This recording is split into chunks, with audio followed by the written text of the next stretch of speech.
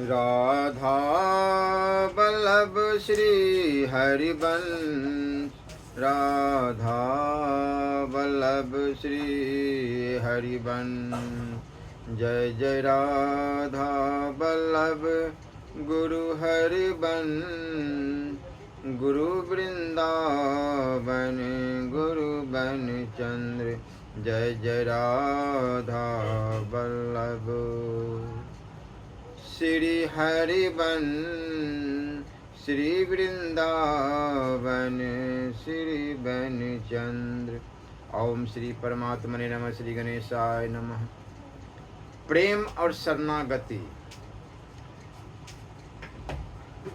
वाणी से प्रभु को पकड़ना, कर्म से प्रभु को पकड़ना, भावना शक्ति। प्रेम का वास्तविक वर्णन हो नहीं सकता। प्रेम जीवन को प्रेम में बना देता है। प्रेम गूंगे का गुड़ है। प्रेम का आनंद अवर्णनीय होता है। रोमांच, अश्रुपात, प्रकंप आदि तो उसके ब्रह्म लक्षण। भीतर के रस प्रवाह को कोई कहे भी तो कैसे, वह धारा तो उमड़ी हुई आती है और हृदय को आप्लावित कर डालती है। पुस्तकों में प्रेमियों की कथा पढ़ते हैं, किंतु सच्चे प्रेमी का दर्शन तो आज दुर्लभ ही है। परमात्मा का सच्चा प्रेमी एक ही व्यक्ति करोड़ों जीवों को पवित्र कर सकता है। बरसते हुए मेघ जिधर से निकलते हैं उधर की ही धारा को तर कर देते हैं। इसी प्रकार प्रेमी भी प्रेम की वर्षा से यावत चराचर को तर कर देता है। प्रेमी के दर्शन मात्र से ही हृदय तर हो जाता है और लहा उठता है। तुलसीदास जी महाराज ने कहा है, मोरे मन प्रभु अस विश्वासा, राम तेरा अधिक राम कर दासा। राम सिंधु घन सजन धीरा, चंदन तरु हरि संत समीरा। समुद्र से जल लेकर मेघ उसे बरसाते हैं और वह बड़ा ही उपकारी होता है। भगवान समुद्र है और संत मेघ।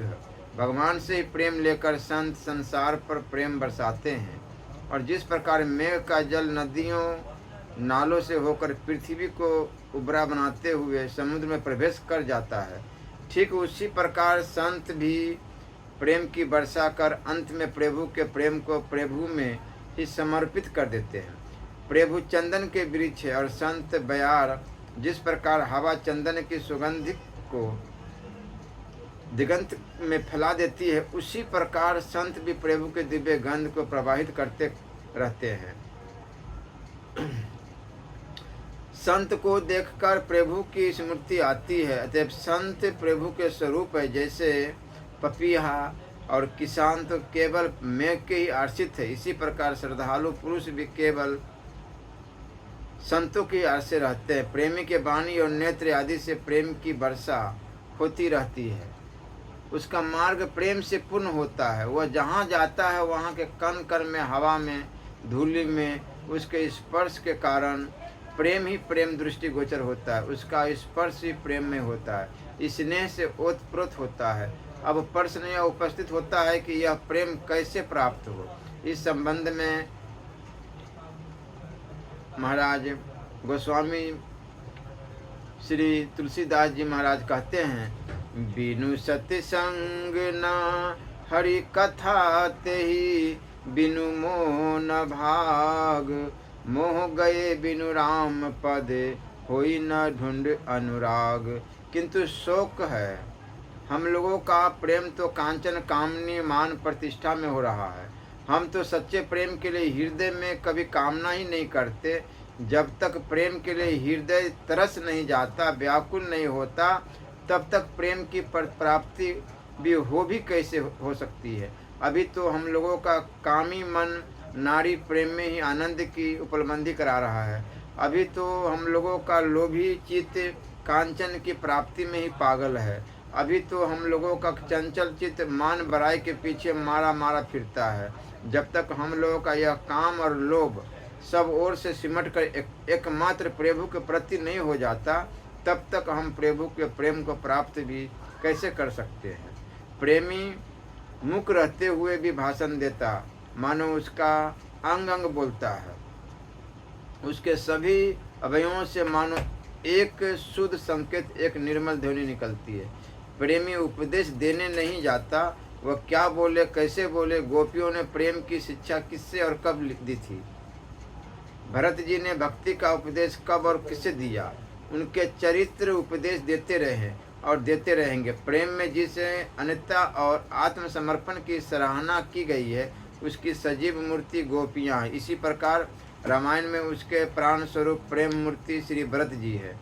यह हमारा शरीर ही क्षेत्र है। इस खेत में कर्म रूप जैसा बीज बोया जाएगा, वैसा ही फल उपजेगा। बीज तो परमात्मा का प्रेम पूर्वक ध्यान से जप है, परंतु जल के बिना यह बीज उग नहीं सकता। वह जल है हरि कथा और हरि कृपा। खेत में गेहूं बोने से गेहूं, आम बोने से आम और राम बोने से राम ही उपजेगा। हम प्रेम पूर्वक भगवान के ध्यान और जप का बीज बोएंगे तो फल रूप में हमें प्रेम में भगवान ही मिलेंगे। प्रेम में भगवान का साक्षात्कार ही इस बीज का फल है। साधारण बीज तो धूलि में पड़कर नष्ट भी हो जाता है, परंतु निष्काम रस राम नाम का वो अमर बीज कभी नष्ट नहीं होता। जल है हरि कथा और हरि कृपा, जो संतों के संग से ही प्राप्त होती है। उस हरि कथा और हरि कृपा से ही हरि में विशुद्ध प्रेम होता है। अतः प्रेम की प्राप्ति का उपाय सत्संग ही है। बिन सत्संग विवेक न हुई। प्रभु में हमारा प्रेम कैसा हो? श्री राम का उदाहरण लीजिए। भगवान श्री राम लता पता से पूछते, तुमने मेरी सीता को देखा है? गोपियों को देखिए, वे बन बन कृष्ण कृष्ण पुकार पुकार कर अपने हृदय धन को खोज रही है। जितनी ही अधिक तीव्र उत्कंठा प्रेम में होती है, उतनी ही शीघ्र प्रेम में ईश्वर मिलते हैं। भगवान जल्दी से जल्दी कैसे मिले, यह भाव जागृत रहने पर ही भगवान मिलते हैं। यह लालसा उत्तरोत्तर बढ़ती ही चली जाए, ऐसी उत्कट इच्छा ही प्रेम मय के मिलने का कारण है। और प्रेम से ही प्रभु मिलते हैं। प्रभु का रहस्य और प्रभाव जानने से ही प्रेम होता है। थोड़ा सा भी प्रभु का रहस्य जानने पर हम उसके बिना एक क्षण भर भी नहीं रह सकते। पपीहा मेघ को देखकर आतुर होकर विह्वल हो उठता है, ठीक उसी प्रकार हमें प्रभु के लिए पागल हो जाना चाहिए। हमें एक एक पल उसके बिना असहन हो जाना चाहिए। मछली का जल में, पपीहे का मेघ में, चकोर का चंद्रमा में जैसा प्रेम है, वैसा ही हमारा प्रेम प्रभु में हो। एक पल भी उसके बिना चैन न मिले, शांति न मिले। ऐसा प्रेम प्रेममयी संतों की कृपा से ही प्राप्त होता है। चंदन के वृक्ष की गंध को लेकर वायु समस्त वृक्षों को चंदनमय बना देता है। बनाने वाली तो गंध ही है, परंतु वायु के बिना उसकी प्राप्ति नहीं हो सकती। इसी प्रकार संत लोग आनंदमय के आनंद की वर्षा कर विश्व को आनंदमय कर देते हैं। प्रेम और आनंद के समुद्र को उमड़ा देते हैं। गौरांग महाप्रभु जिस पथ से निकलते थे, प्रेम का प्रवाह बहा देते थे। गोस्वामी जी की लेखनी में कितना अमृत भरा पड़ा है। पर ऐसे प्रेमी संतों के दर्शन भी प्रभु की पूर्ण कृपा से होते। प्रभु कृपा तो सब पर पूर्ण है ही, किंतु पात्र बिना वह कृपा फलवती नहीं होती। शरणागत भक्ति प्रभु की ऐसी कृपा के पात्र है। अतः हमें सर्वतोभाव से भगवान के शरण होना चाहिए, सर्वथा उसका आश्रित बनकर रहना चाहिए। सर्व प्रकार से उसके चरणों में अपने को सौंप देना चाहिए। भगवान ने कहा है, तमेव शरणम गच्छ सर्वभावेन भारत। हे भारत, सब प्रकार से उस परमेश्वर की ही अनन्य शरण को प्राप्त हो। उसकी कृपा से ही परम शांति को, सनातन परम धाम को प्राप्त होगा। मन से, वाणी से और कर्म से शरण होना चाहिए, तभी संपूर्ण समर्पण होता है। यानी उस परमेश्वर को मन से भी पकड़ना चाहिए, वाणी से भी पकड़ना चाहिए और कर्म से भी पकड़ना चाहिए। उनके किए हुए विधानों में प्रसन्न रहना, उनके नाम, रूप, गुण और लीलाओं का चिंतन करना मन से पकड़ना है। नामोच्चारण करना, गुणगान करना वाणी से पकड़ना और उनके आज्ञा अनुसार चलना कर्म से यानी क्रियाओं से पकड़ना है। मन से प्रभु को पकड़ना। सच्चा भक्त प्रभु के प्रत्येक विधान में दया का दर्शन करता है। प्रभु तो दया और न्याय के समुद्र है। परम प्रेमी और सच्चे सुहृद तो केवल वही है। उनकी दया में न्याय और न्याय में दया ओतप्रोत है, सब कुछ प्रभु का पुरस्कार ही है। मृत्यु भी उनकी दया का ही चिन्ह है। मयूरध्वज का पुत्र कितना प्रसन्न हुआ जब उसने यह जाना कि उसको चीरकर उसका मांस श्री कृष्ण के सिंह को परसा जाएगा। भक्त तो मृत्यु को भी प्रभु का प्रसाद जानकर प्रेम से गले लगाता है। वह उसे ईश्वर का भेजा हुआ पुरस्कार समझकर उसी में आनंद और कल्याण मानता है। प्रभु तो बरूपियों के रूप में सर्वत्र सर्वदा हमारे आसपास भीतर बाहर गुप्त रूप से विचरते हैं। जो प्रभु के तत्व को जान जाता है वह सर्वत्र प्रभु की दया ही दया का दर्शन करता है। इस प्रकार शरण चले जाने पर सभी विधानों में आनंद ही आनंद मिलने लगता है। प्राणाधार की लात खाने में एक अपूर्व मिठास है, उसमें प्यार से भी अधिक मिठास है। दिलबर की जुतियों में भी एक अपूर्व रस है। दीवाल पर या हृदय पर या प्रभु की मूर्ति पर मन से प्रभु के नाम को लिखकर चिंतन करना या मन से जप करना प्रभु के नाम का चिंतन है। सच्चिदानंद घन रूप परमेश्वर का सर्वत्र आकाश की भांति नित्य निरंतर चिंतन करना निराकार स्वरूप का चिंतन करना है। वह विज्ञान नंदघन परमात्मा ही अपने योग माया से तेजों में दिव्य विग्रह को देवता मनुष्य आदि की आकृति में धारण करते, ऐसा समझकर उनकी दिव्य माधुरी मूर्ति का चिंतन करना प्रभु के साकार स्वरूप का चिंतन करना। जैसे निर्मल आकाश में परमाणु रूप से एवं बादल बूंद और ओलों के रूप में रहने वाले जल को जो जल समझता है वही जल के सारे तत्व को जानने वाला, वैसे ही निराकार और साकार मिलकर ही प्रभु का समग्र रूप होता है। इसी तत्व को भगवान ने गीता के 7वें अध्याय में विस्तार से बतलाया कि इस रहस्य को समझकर ही प्रभु का चिंतन करना असली चिंतन करना है। प्रभु सारे सात्विक गुणों के समुद्र है, उनमें क्षमा दया शांति समता सरलता उदारता पवित्रता अपरिमित है। वह ज्ञान वैराग्य तेज और ऐश्वर्य से पूर्ण है। सारे संसार के जीवों में जो दया और प्रेम दिखते वह सब मिलकर प्रेम में दया सागर की दया और प्रेम के एक बूंद के समान नहीं है। सारे संसार का तेज और ज्ञान इकट्ठा किया जाए तो भी उस तेजोमय ज्ञान स्वरूप परमात्मा के तेज के एक अंश के बराबर भी नहीं हो सकता। इसी प्रकार उनके सारे गुणों की विवेचना करना, उनके गुणों का चिंतन करना। प्रभु ने दशरथ के यहाँ मनुष्य आकृति में प्रकट होकर भाइयों के साथ नीति और प्रेम का व्यवहार करके नीति और प्रेम की शिक्षा दी। माता पिता की आज्ञा का पालन करके सेवा भाव सिखलाया, दुष्टों को दंड दिया तथा ऋषि मुनि और साधुओं का उद्धार किया। बड़े त्याग और शुद्धता के साथ प्रजा का पालन किया। यज्ञ दान तप सेवा व्रत सत्य ब्रह्मचर्य आदि सदाचारों को चरितार्थ करके हम लोगों को दिखलाया। इस प्रकार उनके पवित्र चरित्रों का अवलोकन करना, उनकी लीलाओं का चिंतन करना, वाणी से प्रभु को पकड़ना, प्रभु का नाम एवं मंत्र का जप, प्रभु का गुण और स्तोत्रों के पठन पाठन, उनके नाम और गुणों का कीर्तन, प्रभु के नाम रूप गुण प्रेम और प्रभाव का विस्तार पूर्वक उनके भक्तों में वर्णन करना परस्पर भगवत विषय ही है। चर्चा करना, विनय पूर्वक सत्य और प्रिय वचन बोलना इत्यादि जो प्रभु के अनुकूल वाणी का व्यवहार करना है, वह वाणी द्वारा प्रभु को पकड़ना, कर्म से प्रभु को पकड़ना, प्रभु की इच्छा एवं आज्ञा अनुसार निस्वार्थ भाव से केवल प्रभु के ही लिए कर्तव्य कर्मों का आचरण करना। जैसे पतिव्रता स्त्री पति के लिए ही पति के आज्ञा अनुसार ही काम करती है, वैसे प्रभु की आज्ञा के अनुसार चलना। बंदर अपने प्रभु को प्रसन्न करने के लिए जैसा नाच वह नचावे वैसा ही नाचता है। बाजीगर को खुश करने के लिए ही बंदर नाचता है, कूदता है, खेलता है और कौतूहल करता है। हम भी तो अपने बाजीगर के हाथ के बंदर ही है। फिर वह जिस प्रकार प्रसन्न हो वही नाच हमें प्रिय होना चाहिए। फूल तो वही जो चतुर चिंतामणि के चरणों पर चढ़े, जीवन तो वही जो प्रभु के चरणों में चढ़ जाए। कपड़े की चादर को जिस प्रकार मालिक चाहे ओढ़े, चाहे बिछावे, चाहे फाड़ दे, चाहे जला दे, चादर हर प्रकार से तैयार है। ठीक उसी प्रकार भक्त को भी होना चाहिए।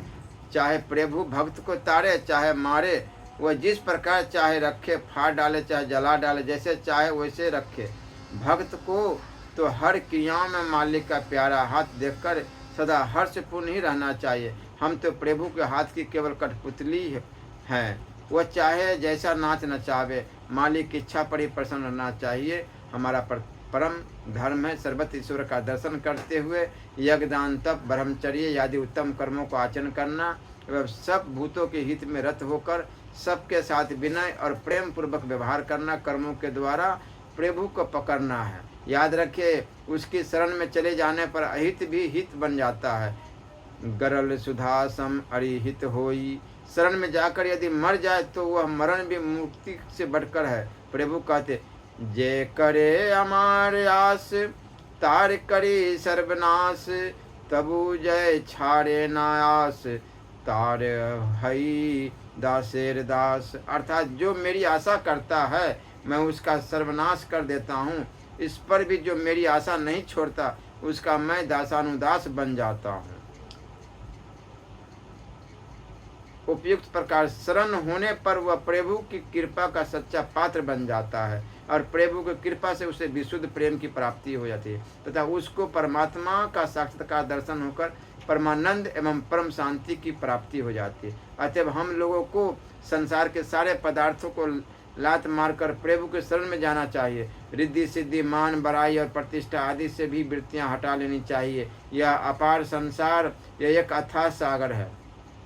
इसके पार जाने के लिए दो ही साधन है, नाव से जाना अथवा तैर कर जाना। नाव प्रभु का प्रेम है और तैरना है सांख्य योग, यानी ज्ञान कहने की आवश्यकता नहीं कि तैरने की अपेक्षा नाव में जाना सुगम, निश्चित और सुरक्षित है।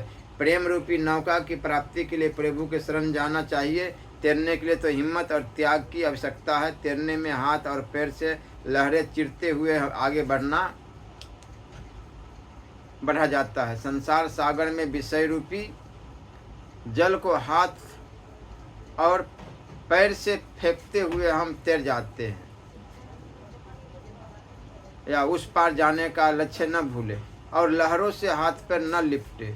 तैरने के समय शरीर पर कुछ भी बोझ न होना चाहिए।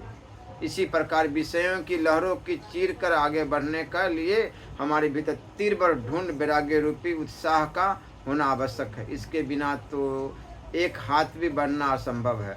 हाथों से